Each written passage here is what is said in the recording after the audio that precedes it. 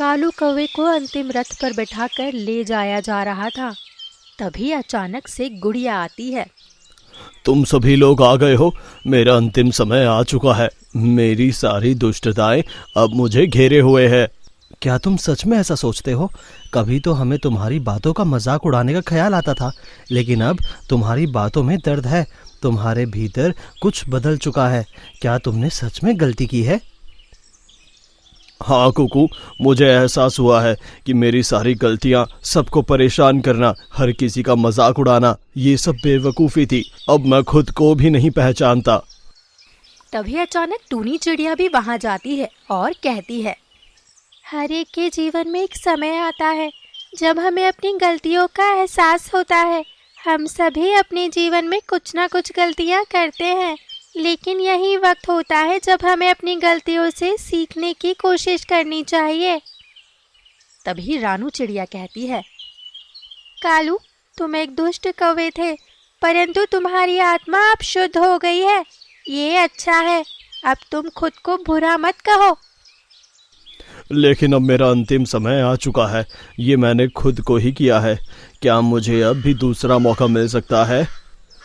कालू कौवा एक दुष्ट कौवा हुआ करता था। वो जंगल में सभी को परेशान करता था, लेकिन जब उसका अंतिम समय आया तो वो बदलने लगा था। ये सारी बात सुनकर टूनी चिड़िया कहती है, हर समय एक नया मौका होता है। जीवन की सबसे बड़ी सुंदरता यही है कि हम हर दिन एक नई शुरुआत कर सकते हैं, लेकिन केवल समझदारी से।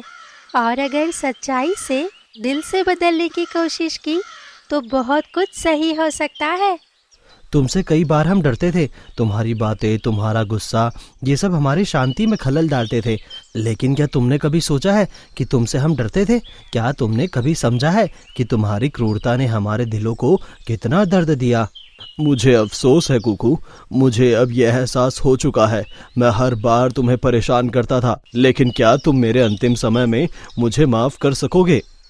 तभी गौरी चिड़िया कहती है, कालू, हम सब ने तुम्हें माफ कर दिया है। अपने मन से ये बोझ हटा दो और जल्दी से ठीक हो जाओ।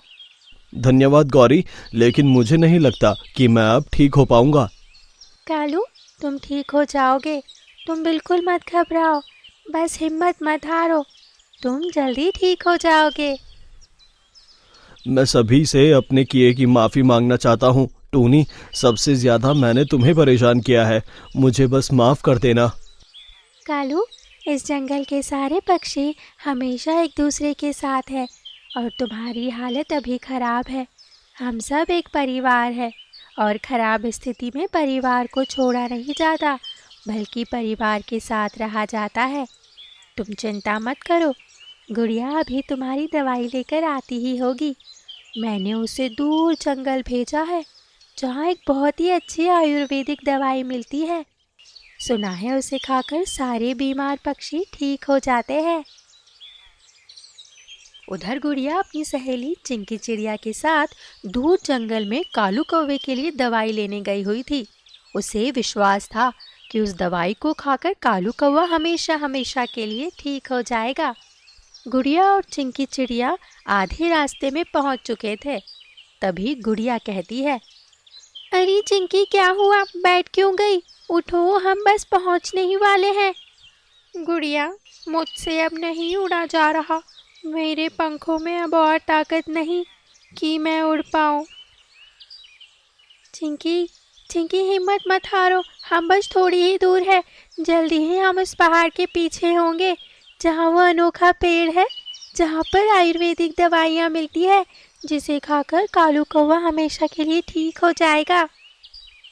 गुड़िया, वो पहाड़ बहुत बड़ा है, इसलिए यहाँ से बहुत नज़दीक दिख रहा है, लेकिन तुम्हें इस बात का अंदाज़ा भी नहीं है कि हम उस पहाड़ से अभी कितनी दूर है।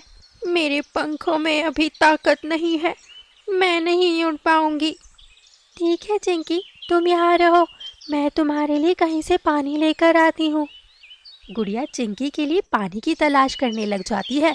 उधर बाकी सभी लोगों को कालू कौवे की चिंता होती है, क्योंकि अगर समय से पहले गुड़िया दवाई लेकर नहीं आती है तो कालू कौवे की हालत और भी खराब हो जाएगी सभी इसी चिंता में थे। तभी टूनी चिड़िया कुकू से कहती है, कुकू, मेरा दिल तो बहुत घबरा रहा है। गुड़िया भी पता नहीं कब वापस आएगी। टूनी घबराओ मत, हम सबको बहुत ध्यान रखने की ज़रूरत है। मैं एक काम करता हूँ, मैं हंस भाई को बुला कर लाता हूँ। तुम्हें याद है पिछली बार भी जंगल में जब किसी की तबीयत खराब हुई थी तो हंस ने ही उसे ठीक करा था। और तुम्हें पता है ना, हंस को आयुर्वेदिक दवाइयों का बहुत ज्ञान है। हाँ कुकू, बात तो तुम सही कह रहे हो। एक बार हंस भाई को ज़रूर बुलाना चाहिए। तभी गौरी कहती है, हाँ कुकू, टूनी, हमें हंस भाई को जल्दी बुलाना चाहिए और अब देर नहीं करनी चाहिए। तुम लोग कालू का ध्यान रखो, तब तक मैं देख कर आता हूँ कि हंस भाई कहाँ हैं। वो जैसे ही मिलते हैं मैं उन्हें अपने साथ लेकर आऊँगा। कुकू हंस को ढूंढने जाता है और उधर गुड़िया चिड़िया चिंकी चिड़िया के लिए पानी लेकर आती है। चिंकी, उठो, ये लो पानी पियो, तुम्हें अच्छा लगेगा। गुड़िया चिंकी को पानी पिलाती है और चिंकी में थोड़ी ताकत आती है। फिर गुड़िया चिंकी से कहती है, चिंकी, तुम्हें अब कैसा लग रहा है? हाँ गुड़िया, मुझे अब थोड़ा ठीक लग रहा है। चिंकी, अगर तुमसे नहीं उड़ा जा रहा तो कोई बात नहीं, तुम यहीं मेरा इंतज़ार करो, मैं अभी वो दवाई लेकर आती हूँ।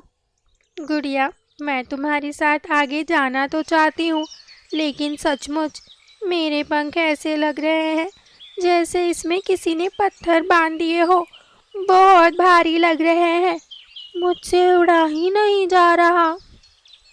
कोई बात नहीं चिंकी, तुम यहीं मेरा इंतज़ार करना, मैं जल्दी से वो दवाई लेकर आती हूँ। गुड़िया, तुम अपना ध्यान रखना, तुम्हें अभी बहुत दूर जाना है और ये पानी तुम अपने साथ भी लेकर जाओ। मुझे तुम्हें अकेले जाने देना बिल्कुल अच्छा नहीं लग रहा। तुम मेरी फिक्र मत करो, मैं जल्दी से वो दवाई लेकर आती हूँ, तुम बस यहीं मेरा इंतज़ार करना। मैं यूँ गई और यूँ वापस आई।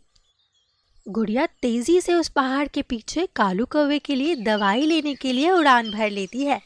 उधर कुकू कबूतर हंस को लेने जंगल के दूसरी तरफ तालाब के किनारे चला जाता है और तभी उसे हंस दिखाई देता है और कुकू हंस से कहता है, हंस भाई, मुझे तुम्हारी मदद की जरूरत है, क्या तुम मेरी मदद करोगे?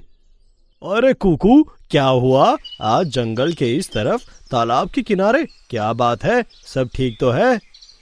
नहीं हंस भाई, ठीक तो नहीं है, तभी तुम्हारे पास आया हूँ। अच्छा, क्या बात हो गई?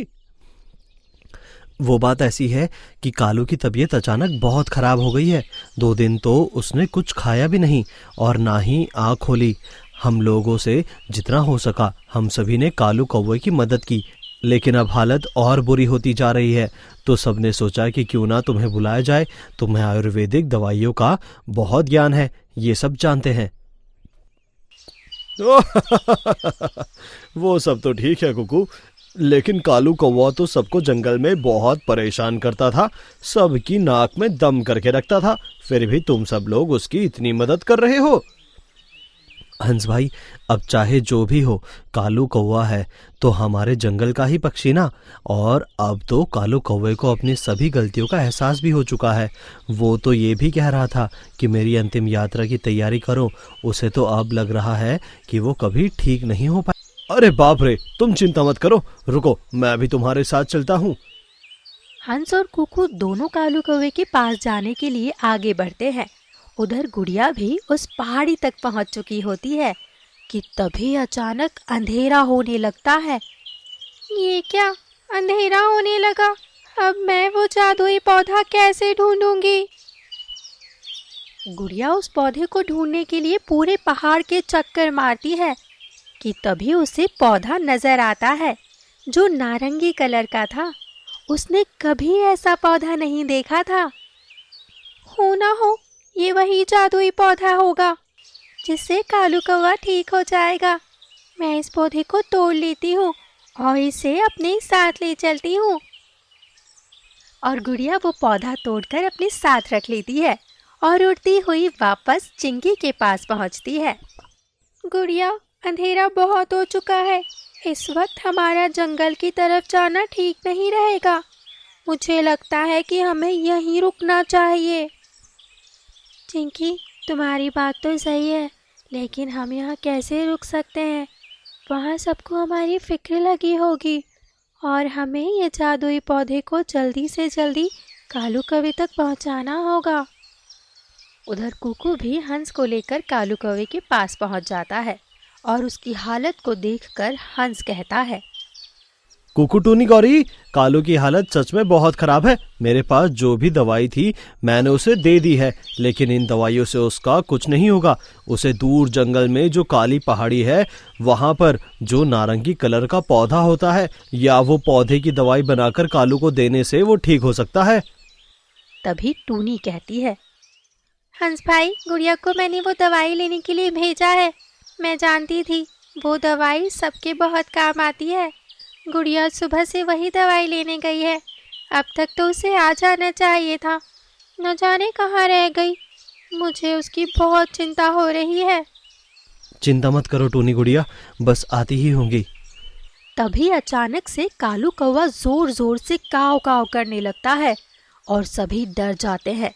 सभी कालू के पास जाते हैं तो कालू सबसे कहता है, तुम सभी मेरे लिए व्यर्थ ही प्रयत्न कर रहे हो। मेरा बचना अब नामुमकिन है। मेरी अंतिम यात्रा की तैयारी करो। मुझे रात के अंधेरे में ही शमशान में ले चलना। सुबह मेरी यात्रा मत निकालना। कालू कौवा बस इतना कहता है और हमेशा हमेशा के लिए चुप हो जाता है। तभी हंस सभी से कहता है, मुझे माफ करना, लेकिन कालू अब इस दुनिया में नहीं रहा। ये सुनकर सभी की आंखों में आंसू आ जाते हैं और कुकू और बाकी पक्षी कालू कौवे की अंतिम यात्रा की तैयारी करने लगते हैं। कौवों की अंतिम यात्रा रात में ही निकाली जाती है। कालू कौवे को अंतिम रथ पर बैठाकर ले जाया जा रहा था। तभी अचानक से गुड़िया आती है। हम दवाई ले आए, हम वो जादुई नारंगी पौधा ले आए। गुड़िया, तुमने बहुत देर कर दी। कालू कौवा इस दुनिया में अब नहीं रहा। उसकी अंतिम यात्रा शुरू होने वाली है। लेकिन एक बार इस पौधे का रस कालू के मुंह में डालकर हम देख तो सकते हैं। क्या पता वो जीवित हो जाए। हाँ गुड़िया, सच कह रही है। हो सकता है कालू जीवित हो जाए। सभी लोगों की आंखों में आंसू थे। कालू कौवे के रथ को रोका जाता है और हंस उस नारंगी पौधे का रस कालू कौवे के मुंह में डालता है और सच में कालू कौवा जीवित हो उठता है और सभी से कहता है, धन्यवाद मेरे दोस्तों, तुम सभी ने मुझे ये समझाया कि बदलाव मुझसे ही आएगा। कालू, हर यात्रा का अंत होता है, लेकिन ये तुम्हारी शुरुआत है। कालू, तुमने कई सारी गलतियां की, लेकिन तुमने सही रास्ता ढूंढने की कोशिश की। यही मायने रखता है। तभी गौरी कहती है, गुड़िया, अगर आज तुम नहीं होती तो हम हमारे जंगल के एक पक्षी को खो चुके होते। हाँ गुड़िया, तुमने तो कमाल ही कर दिया। सभी लोग गुड़िया की बहुत तारीफ करते हैं और उसे बहुत प्यार करते हैं। और तभी कालू कौवा सभी से कहता है, गुड़िया, तुम्हारा बहुत बहुत धन्यवाद। अगर तुम नहीं होती तो मेरी यात्रा कब की खत्म हो जाती। और कालू कौवा जंगल के सभी पक्षियों को भी धन्यवाद देता है। उसके बाद सभी खुशी खुशी जंगल में रहने लगते हैं।